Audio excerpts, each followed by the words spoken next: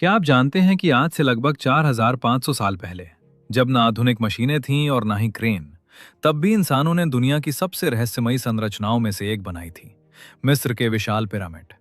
इन पिरामिडों में सबसे प्रसिद्ध है ग्रेट पिरामिड ऑफ गीजा, जिसे फराओ खुफू के लिए बनाया गया था। इसकी ऊंचाई कभी लगभग 146 मीटर थी और इसे बनाने में करीब 23 लाख पत्थरों का इस्तेमाल हुआ। हर पत्थर का वजन कई टन तक हो सकता था। सबसे बड़ा सवाल यह है कि इतने भारी पत्थरों को हजारों साल पहले इतनी ऊंचाई तक कैसे पहुंचाया गया।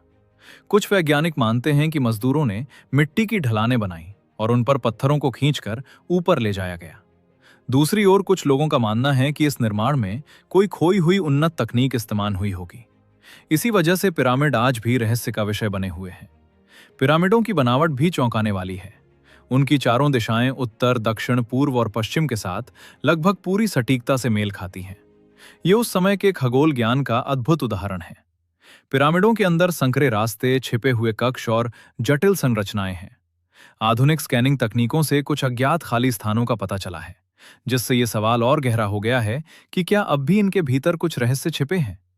एक समय यह माना जाता था कि पिरामिडों का निर्माण गुलामों ने किया था, लेकिन पुरातात्विक साक्ष्य बताते हैं कि इन्हें कुशल श्रमिकों ने बनाया था, जिन्हें भोजन, आवास और सम्मान दिया जाता था।